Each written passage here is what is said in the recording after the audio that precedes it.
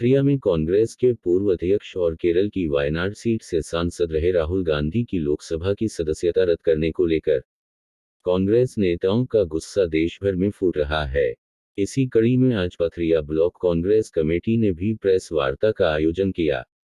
इस प्रेस वार्ता में जिला पंचायत अध्यक्ष प्रतिनिधि गौरव पटेल, पूर्व नगर परिषद अध्यक्ष लक्ष्मण सिंह, ब्लॉक कांग्रेस कमेटी अध्यक्ष प्रदीप पटेल, ब्लॉक किसान कांग्रेस अध्यक्ष रत्नेश सोनी, पार्षद पीर अली, सोमनाथ कुशवाहा आदि ने पत्रकारों से मुखातिब हुए। पूर्व नगर परिषद अध्यक्ष लक्ष्मण सिंह ने बीजेपी सरकार पर हमला बोलते हुए कहा कि बीजेपी सरकार अपनी शक्तियों का दुरुपयोग कर रही है। जो भी सरकार से सवाल करता है उसको दबाया जाता है।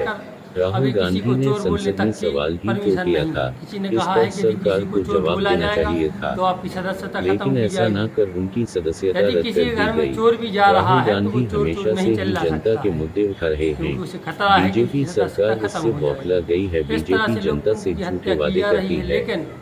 अदानी की संपत्ति बेतहाशा बढ़ती जा रही है। इस पर सवाल पूछने की सजा राहुल गांधी को मिली है। भाजपा का षड्यंत्र है कि जो भी उनके खिलाफ बोलता है उसको दबा दिया जाता है। बीजेपी सरकार झूठों की सरकार है और सिर्फ बड़े उद्योगपति को फायदा पहुंचा रही है। गौरव पटेल ने कहा कि राहुल गांधी ने लोकसभा में मोदी के साथ अदानी की फोटो दिखाई उसके और सरकार से सवाल पूछा कि उनकी कंपनियों में किसका हिस्सा सीधा है। सा सवाल है कि जब भी प्रधानमंत्री एजेंसियों का दुरुपयोग देखिए जाते हैं तो क्या वहाँ पर संसद अदानी भी सदस्य मौजूद जाते ही रहता है। राहुल जी का घर बंगला खाली करने के लिए नोटिस जारी होता है। आज पूरे देश के एक एक व्यक्ति मेरा घर राहुल गांधी जी का घर है और मैं राहुल जी को आमंत्रित करता हूं कि मेरा घर राहुल जी का घर है और मैं सौभाग्य समझूंगा अपना कि राहुल जी हमारे घर में आकर रहेंगे। धन्यवाद। यह एक सफेद झूठ है। अगर कोई उनके वक्तव्य को ध्यान से देखें तो उन्होंने कहा कि यह भारत का अंदरूनी मामला है, हम स्वयं इसका हल निकालने में सक्षम है। दूसरा, भाजपा अब झूठा हवा खड़ा कर रही है कि राहुल गांधी ने ओबीसी को सिर्फ इसलिए निशाना बनाया क्योंकि उन्होंने मोदी से एक सवाल किया था। पार्षद पीर अली, पूर्व पार्षद सोमनाथ पटेल, रमेश मुखर्जी, मोनू विश्वकर्मा, संजय पटेल, आनंद शर्मा ने कहा कि आपराधिक मानहानि के लिए अधिकतम 2 साल की सजा आज तक किसी को नहीं मिली है। दूसरी ओर भाजपा नेताओं के खिलाफ अत्यधिक उदारता से निपटाए जाते हैं। कांग्रेस लड़ेगी फिर जीतेगी। दमोह से निजाम खान की रिपोर्ट। लोगों के खिलाफ अगर कोई मुहिम चलती है, कोई व्यक्ति वक्तव्य रखता है तो मोदी जी को ऐसा लगता है जैसे उनसे कुछ बोल दिया गया हो और इस प्रकार से वह जो ईडी, सीआईडी और अन्य संस्थाएं जो लोकतंत्र को बचाने के लिए, भारत के विकास के लिए संस्थाएं रखी गई थीं, उनको उस आदमी के पीछे लगा देती हैं और कहीं ना कहीं उसको दबाने का प्रयास कर रहे हैं। और इनको जैसा कि चीन में एक छत्र राज्य बन रहा है, इस प्रकार से लोकतंत्र भारत का ख़त्म करने की राह पर भाजपा चल रही है।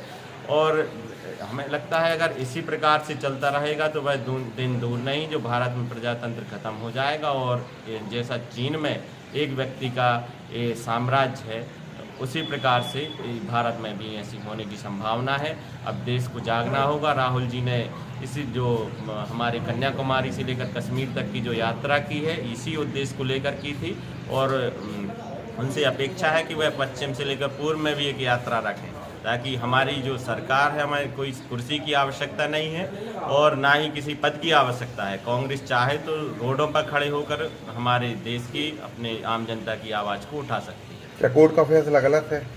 देखिए, कोर्ट का फैसला तो गलत नहीं है, उसको अपन संवैधानिक दृष्टि से उस पर कोई टिप्पणी नहीं कर सकती, लेकिन जिस प्रकार से प्रक्रिया हुई, 15 दिन में 3 जजों को बदला गया और जो राहुल जी हैं वो कर्नाटक से सांसद हैं, वो दिल्ली की संसद ने उस पर फैसला दे दिया और 3 बार जो लोकसभा स्पीकर है उनके पास उन्होंने अपनी बात रखने के लिए गए लेकिन उनकी बात को सुना नहीं गया।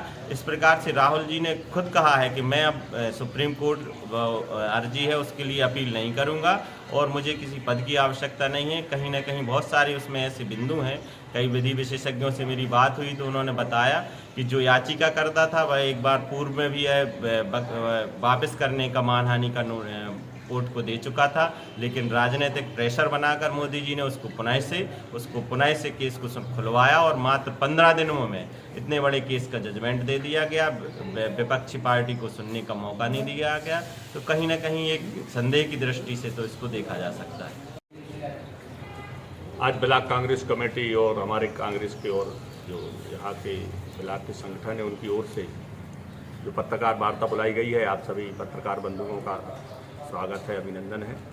हमारे गौरव भाई ने बहुत सारी बातें अभी मीडिया के सामने रखी हैं, मैं उनकी बात से 100% सहमत हूँ। नेहरू गांधी परिवार का एक इतिहास रहा है।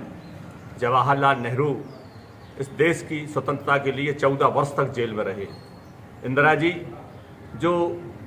जिन्होंने इस देश की तकदीर और तस्वीर बदलने का काम किया और जिनको देवी विपक्ष के लोग भी कहते थे, उनको गोलियों से भून दिया गया।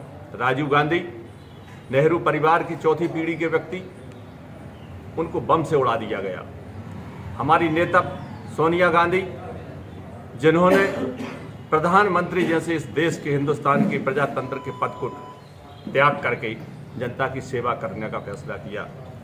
और जब राहुल गांधी ने उसी पीढ़ी के चौथे और पांचवें व्यक्ति ने जब कन्याकुमारी से कश्मीर तक इस देश की एकता और अखंडता के लिए पैदल यात्रा की और उस यात्रा में जिस तरीके से लोगों ने पूरे देश से जन समर्थन प्राप्त हुआ, तो भाजपा बौखला गई।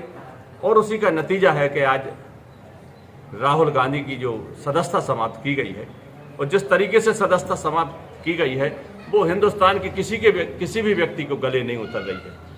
क्या हमारी जो बाबा साहब ने, भीमराव अंबेडकर जी ने जो संविधान लिखा है, हमें जो बोलने की स्वतंत्रता है, हमें अपनी बात को मीडिया के सामने, जनता के सामने रखने की स्वतंत्रता है, क्या उसको समाप्त किया जा रहा है? और जो आज ईडी, सीबीआई या अन्य तरीके की जो एजेंसियां हैं, स्वतंत्र एजेंसियां हैं, जिनका सरकार दुरुपयोग कर रही है, और जिस तरीके से लोगों को कोई अगर बोलता है तो उसके खिलाफ ईडी का छापा लगाया जाता है, कहीं किसी के खिलाफ एफआईआर कराई जाती है, कहीं तो पुलिस की प्रताड़ना की जा रही है। ये क्या है? आज देश बहुत खराब हालत में पहुंच गया है। आज यहाँ रेलवे स्टेशन पर जाओ, जितनी ट्रेनें निकल रही हैं सब में अडानी लिखा है। आप चले जाओ, खड़े हो जाओ 10 मिनट रेलवे स्टेशन पर, अडानी लिखा।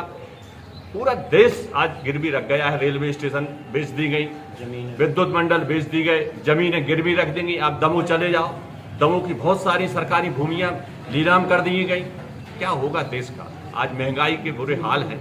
इन सब चीज़ों से ध्यान हटाने के लिए भारतीय जनता पार्टी कोई ना कोई नया हथकंडा अपनाती है और मुझे लगता है कि उसी का नतीजे जनता का ध्यान बांटने के लिए हमारी पार्टी के मुखिया जो इस हिंदुस्तान के भविष्य थे और उनकी पैदल यात्रा ने जिस तरीके से पूरे देश में संदेश दिया था, उसको कहीं ना कहीं दूसरी तरफ ध्यान भटकाने के लिए भाजपा का यह प्रोपोगंडा है।